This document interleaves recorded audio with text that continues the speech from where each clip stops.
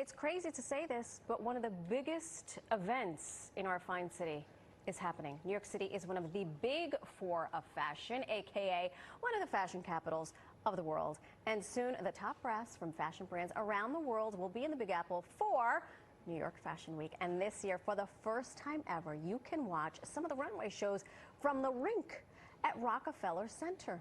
The Council of Fashion Designers of America teamed up with Rock Center, and it's going to host some of the live streams throughout the week, which is fantastic, a great idea. And while we enter a new season, our fashion is obviously evolving. At Fashion Week this year, one Long Island native and New York City-based designer is using Fashion Week to give back. Randi Rahm designs have been worn by the likes of no one you've ever heard of, Beyonce, Billy Porter, Chita Rivera, and so many more. And joining us this morning, thank goodness for us, along with Joe Lanteri, the founder of New York City Dance Alliance Foundation. That was a mouthful, but I needed to tee the people up at home for all this greatness. Great. How are you guys doing today? Fabulous. Fabulous. Thank you for having me. Of course. This is a real treat for us. So you grew up on Long Island. When did you know that fashion was going to be your thing, or did fashion find you? Fashion found me. Yeah. I'm an artist that found my way into the fashion world. Right. Did you have icons? Were you recreating Madonna's one glove thing? And No, I was probably recreating Dior in the 50s. Don't be ridiculous. Don't be ridiculous. Don't be ridiculous. I love this idea of fashion as an evolution because it is so intrinsically a part of who we are, whether we think about it, I think, consciously or not. You call what you've designed an evolution, not a collection. Why that choice of words? Because I think people are their own fashion, and we're always evolving.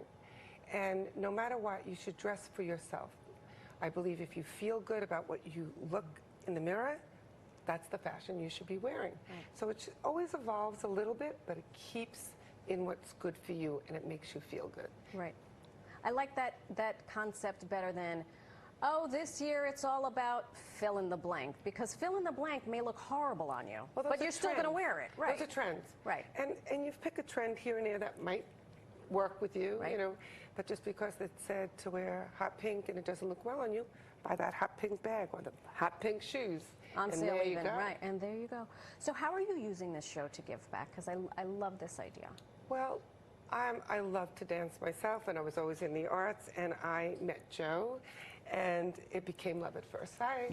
And I love what he represents and what he does, which he will tell you.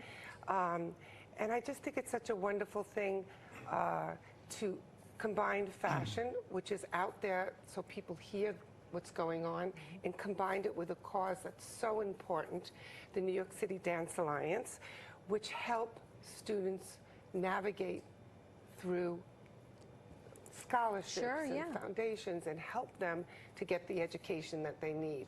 And we're teeing you up, Mr. Joe. Tell us about. So I've been very fortunate that I've been in the dance world for a while, and I'm going to give her some cred because not only does she do fashion clearly, but she truly is an artist. I mean, music, visual arts, dance, and she loves it all. And I think this was the synergy. This was the connection.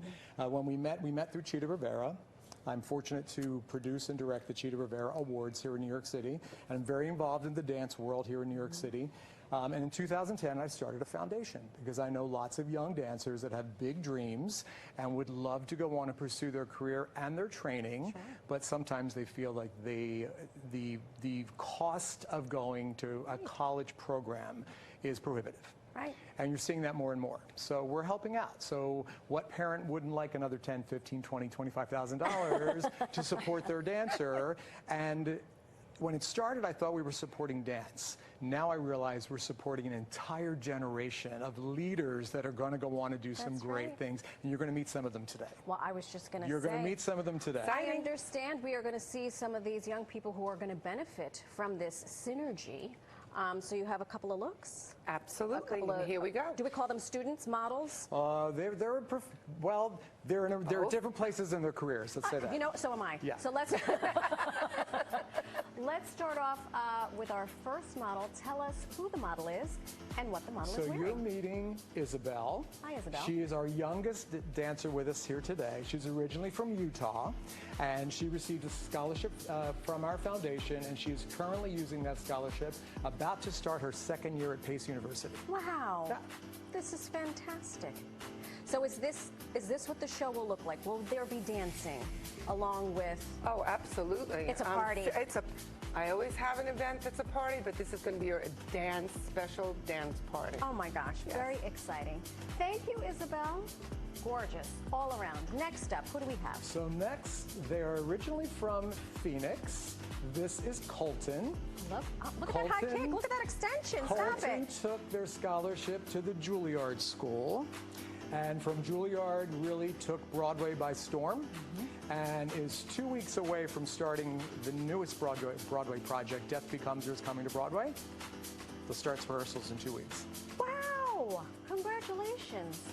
Gorgeous ensemble, by the way. Thank you. Really, really gorgeous ensemble. I love that.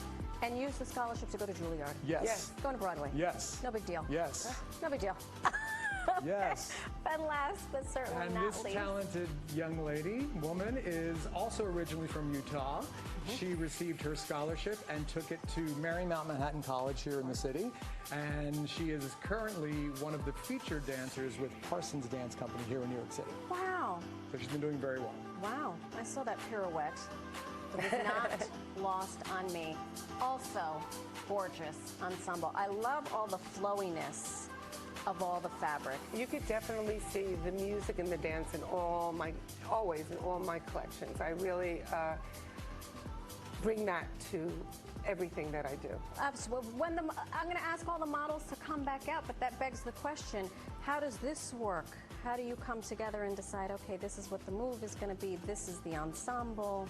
Is it... Well, first I meet the people, Yes. and then place the right coloration or the right garment that I feel fits them and their personality. And you do And a then great I let them job. do their own thing. And that's it. Because it comes from within, and they're That's very right. happy. That's right.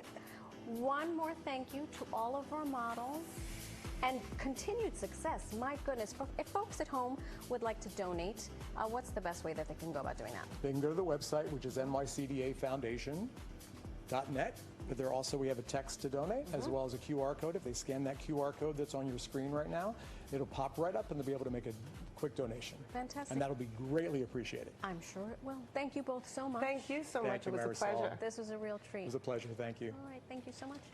Coming up next, DJ Nori has been getting us ready for the 3-day Labor Day weekend and all